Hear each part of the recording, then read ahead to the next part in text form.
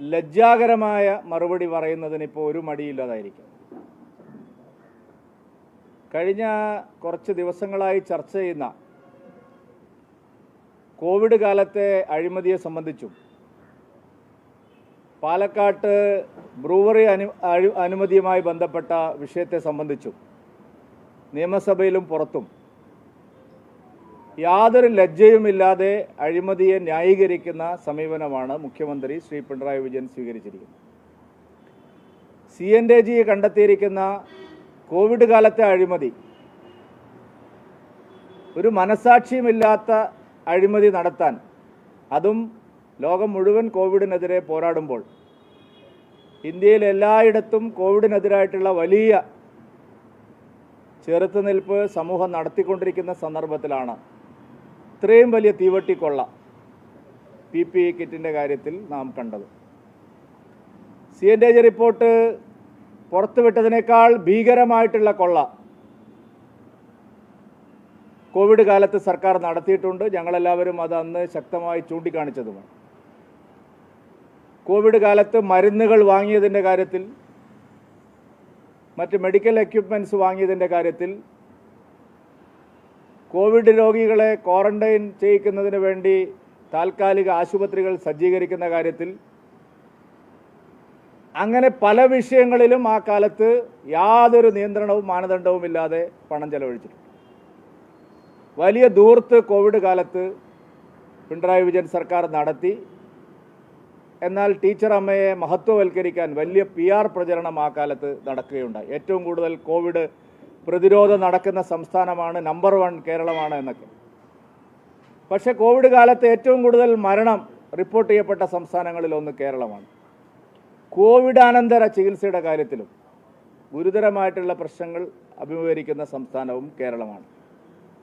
പക്ഷേ PR പ്രചരണം കൊണ്ട് ഈ അഴിമതി മറച്ചു വെക്കാനാണ് ആ കാലത്ത് സർക്കാർ ശ്രമിച്ചത്. ഇപ്പോൾ CNAG കാര്യങ്ങൾ പുറത്തുവിട്ടിരിക്കുന്നു. 3 ഇരട്ടി 300% വർധനവിൽ PPE കിറ്റുകൾ വാങ്ങി ഷേഡി കമ്പനികളുമായി ചേർന്ന് കരാറുകളിൽ ഒപ്പിട്ടു. പാലിക്കേണ്ട ഒരു മാനദണ്ഡങ്ങളും ആ കാലത്ത് പാലിച്ചില്ല. അതുകൊണ്ട് ഈ PPE കിറ്റിൻ്റെ കാര്യത്തിൽ മാത്രമല്ല, കോവിഡ് കാലത്ത് നടന്ന എല്ലാ അഴിമതികളെ സംബന്ധിച്ചും സമഗ്രമായിട്ടുള്ള അന്വേഷണം ആവശ്യമുണ്ട്. കേന്ദ്ര ഏജൻസികളെ കൊണ്ട് അന്വേഷിപ്പിക്കാൻ സർക്കാർ ഇക്കാര്യത്തിൽ തീരുമാനമെടുക്കണം. പിണറായി വിജയൻ സർക്കാർ കഴിഞ്ഞ കാലങ്ങളിൽ പല വിഷയങ്ങളിലും CNAG റിപ്പോർട്ടിനെ ചൂണ്ടിക്കാണിച്ചുകൊണ്ട് അന്വേഷണം ആവശ്യപ്പെട്ട ചരിത്രമുണ്ട്. കോൺഗ്രസിൻ്റെ ഗവൺമെൻറ്റിൻ്റെ കാലത്ത് പല CAG റിപ്പോർട്ടുകളും ഉയർത്തിക്കാണിച്ചുകൊണ്ട് രാഷ്ട്രീയമായിട്ടും നിയമപരമായിട്ടും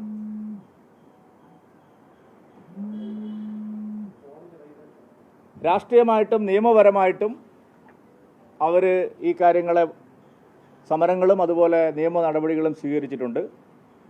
അതുകൊണ്ട് ഇക്കാര്യത്തിൽ ഒന്നും മറച്ചു വെക്കാനില്ല എന്നുള്ളതാണ് വാദമെങ്കിൽ, കോവിഡ് കാലത്തെ അഴിമതികളെ സംബന്ധിച്ച് സമഗ്രമായിട്ടുള്ള ഒരു അന്വേഷണത്തിന് സർക്കാർ ഉത്തരവിടണം. കേന്ദ്ര ഏജൻസികൾ കൊണ്ട് അന്വേഷിപ്പിക്കുന്നതാണ് അഭികാമ്യമായിട്ടുള്ളത്. അതിനു വേണ്ടിയിട്ട് സർക്കാർ ഒരു ഉത്തരവിറക്കണം. ബ്രൂവറിയുടെ കാര്യത്തിൽ കേവലമായ ഒരു അഴിമതി മാത്രമല്ല, ഒരു നയവ്യതിയാനം കൂടിയാണ് സംസ്ഥാന ഗവൺമെൻറ്, CPM ഗവൺമെൻറ്റിൻ്റെ ഒരു നയവ്യതിയാനം കൂടിയാണ് ഇവിടെ സംഭവിച്ചിരിക്കുന്നത്. നായനാർ സർക്കാരിൻ്റെ കാലത്തെടുത്ത തത്വാധിഷ്ഠിതമായ നിലപാടെന്ന് പറഞ്ഞുകൊണ്ട്, ഇടതുപക്ഷത്തിന് പ്രത്യേക നയമാണ് എന്ന് പറഞ്ഞുകൊണ്ട് അവർ നടത്തിയ പ്രചാരണത്തിന് നേരെ വിരുദ്ധമായിട്ടുള്ള കാര്യങ്ങളാണ് ബ്രൂവറിയുടെ കാര്യത്തിൽ സംഭവിച്ചിരിക്കുന്നത്.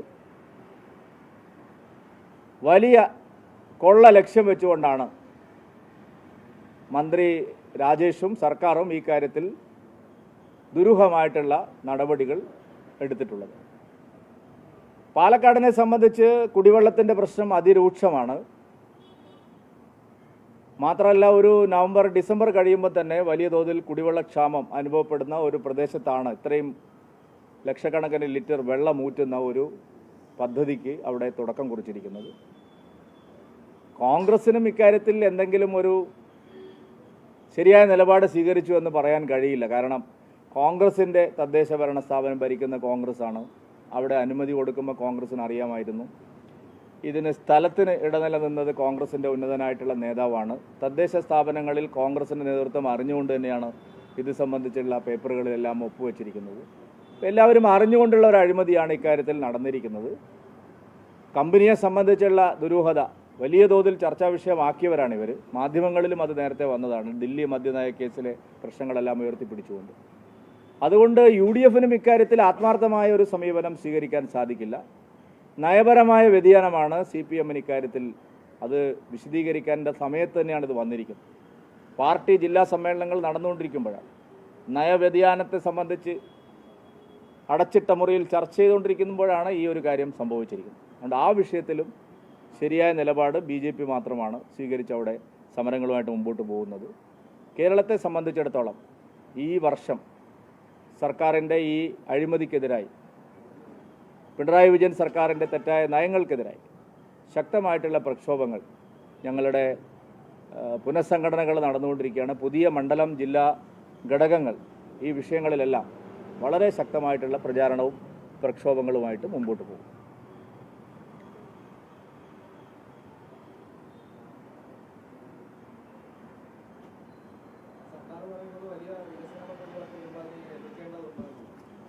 അല്ല, അതുകൊണ്ടാണ് ഞാൻ പറഞ്ഞത് സർക്കാരിൻ്റെ നയം മാറ്റം.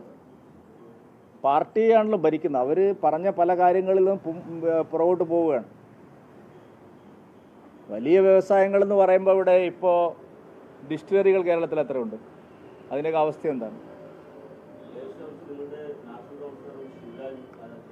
അദ്ദേഹത്തിനോട് വിശദീകരണം ചോദിച്ചു. മോദിയുടെ നയമാണോ എന്നൊക്കെ ഉള്ളത് പറയാൻ അദ്ദേഹത്തെ ആരും ചുമതലപ്പെടുത്തിയിട്ടില്ല. അദ്ദേഹത്തിനോട് വിശദീകരണം ആവശ്യപ്പെട്ടിട്ടുണ്ട്. അവിടെ പാർട്ടി സമരത്തിലാണ്.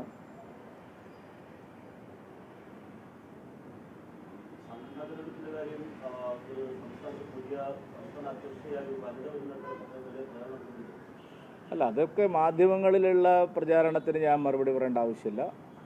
ജില്ലാ പ്രസിഡന്റുമാരെയും സംസ്ഥാന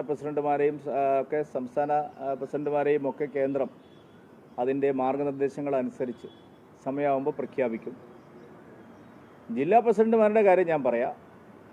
26-ാം തീയതി ജില്ലാ പ്രസിഡന്റുമാരുടെ നാമനിർദ്ദേശ പത്രികകൾ സ്വീകരിക്കും അതാത് ജില്ലകളിൽ റിട്ടേണിംഗ് ഓഫീസർമാർ. 27-ാം തീയതി ജില്ലാ അധ്യക്ഷന്മാരെ തിരഞ്ഞെടുക്കും. അതാണ് ഇപ്പോൾ എൻ്റെ മുമ്പിലുള്ള ഷെഡ്യൂൾ. ബാക്കിയുള്ള കാര്യങ്ങളെ സംബന്ധിച്ച് സമയമാകുമ്പോൾ ഞാൻ നിങ്ങളെ അറിയിക്കും. നിങ്ങളിനി അടുത്ത 5 കൊല്ലം ആരെ പിടിക്കണം എന്ന് വിചാരിച്ചിട്ടായിരിക്കുമല്ലേ ഈ ചോദ്യം ചോദിക്കുന്നത്? കഴിഞ്ഞ 5 കൊല്ലം അടുത്ത 5 വർഷം ആരുടെ പിന്നാലെ ഓടണം എന്ന് വിചാരിച്ചിട്ടായിരിക്കുമല്ലോ ഇപ്പോൾ സലാം ഈ ചോദ്യം ചോദിച്ചത്.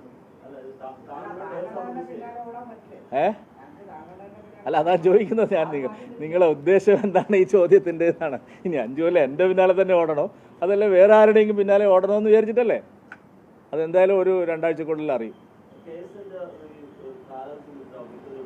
എൻ്റെ കാലാവധി ഒരു 100 കൊല്ലം വരെ ഉണ്ടാവും സ്ഥലം. കാലാവധി എന്ന് പറഞ്ഞാൽ നമ്മുടെ ജീവിതത്തിൻ്റെ കാലാവധിയാണോ?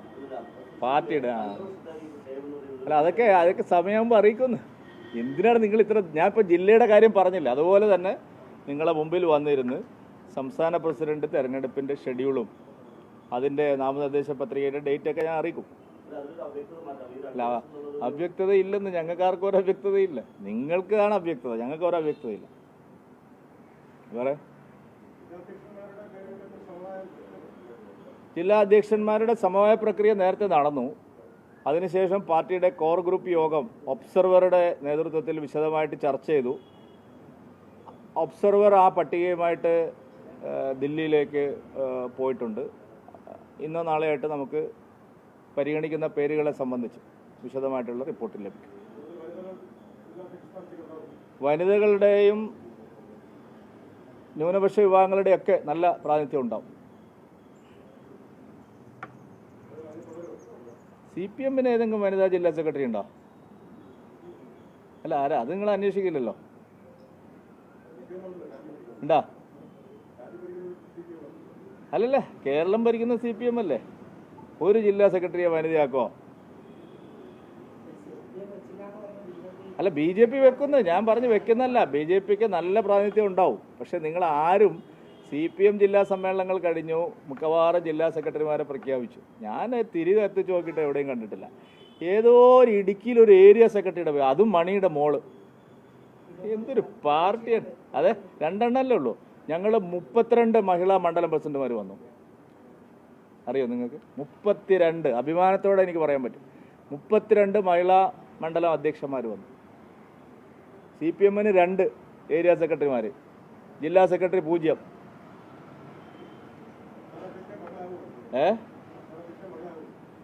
അല്ല, അത് തീരുമാനിക്കേണ്ടത് അത് തീരുമാനിക്കും. ഇല്ലപ്പാ, ഇപ്പം നീണ്ടുപോയോ എന്തെങ്കിലും? അല്ല, ഇതുവരെ പോയ മണ്ഡലം പ്രസിഡന്റുമാരെ നിങ്ങൾ പറയുന്നത് കേട്ടാൽ തോന്നുമല്ലോ ഇതൊക്കെ നീണ്ടു. ഞങ്ങളൊക്കെ കറക്റ്റ് ടൈമിലാണ് നടക്കുന്നത്. എന്തിന് കോൺഫിഡൻസ് കുറവ്? ഇതിൻ്റെ അധികാരം തലക്ക് മത്ത് പിടിച്ച് നടക്കുന്ന ആൾക്കാരാണോ BJP-യിലുള്ളത്? അതുകൊണ്ട് ആ കാര്യത്തെ സംബന്ധിച്ച് നിങ്ങൾക്കൊരാശങ്കയും വേണ്ട. കൃത്യമായ സമയത്ത് അതിൻ്റെ ഉത്തരം നിങ്ങൾക്ക് ലഭിക്കും. ഒരു അധ്യക്ഷ സ്ഥാനത്തേക്കും തെരഞ്ഞെടുപ്പുകളില്ല. സംസ്ഥാന അധ്യക്ഷ സ്ഥാനത്തേക്കുമില്ല, ജില്ലാ അധ്യക്ഷ സ്ഥാനത്തേക്കുമില്ല. അതെല്ലാം ഒരു സമവായത്തിൻ്റെ പ്രക്രിയയിലൂടെ തിരഞ്ഞെടുക്കപ്പെടുന്ന.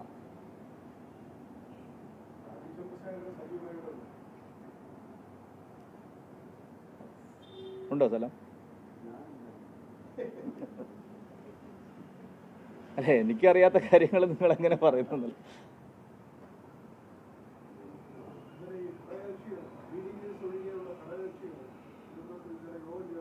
എന്തിന്? ഞാൻ അറിഞ്ഞില്ല. ഏതൊക്കെ ഘടകകക്ഷികളാണ്?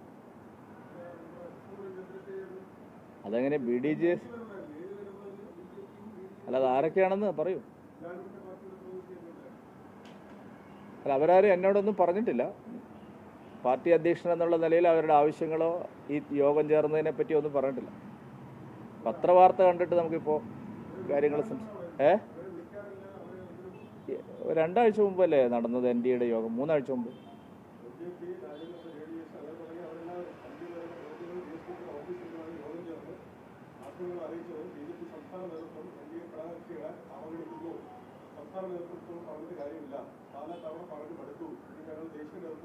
ആ,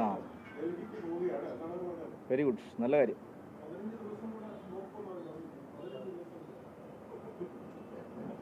അങ്ങനെയാണോ പറഞ്ഞത്? അറിയില്ല. ദേശീയ നേതൃത്വത്തെ അവർ സമീപിക്കട്ടെ, കുഴപ്പമില്ല. ആ, വെരി ഗുഡ്, നല്ല കാര്യം.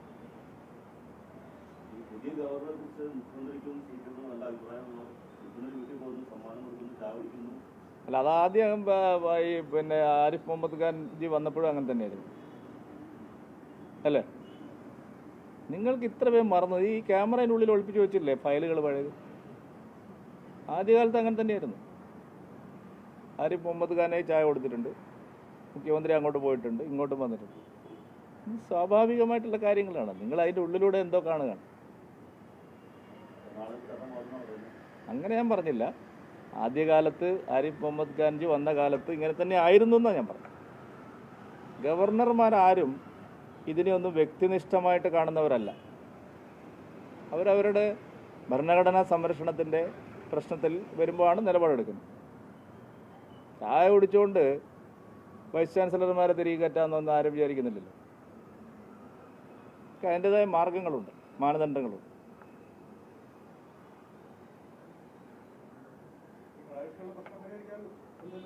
അറിയില്ല, അവരെ എന്നോട് പറഞ്ഞിട്ടില്ല. അദ്ദേഹം ജാവ്ദേക്കർജിയോട് അല്ലേ പറഞ്ഞിരിക്കുന്നത്. ഞാൻ ജാവ്ദേക്കർജിയോട് സംസാരിക്കാം. അല്ല, അതാ ഞാൻ പറഞ്ഞതെന്ന്. അവർ ജാവ്ദേക്കർജിയോട് കാര്യങ്ങൾ ഏതാത്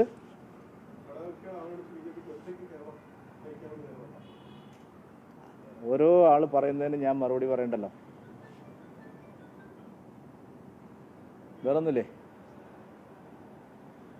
ഓക്കെ, താങ്ക് യു. 2 കാൾ വന്നിട്ടുണ്ട്. വന്നുകൊണ്ടേ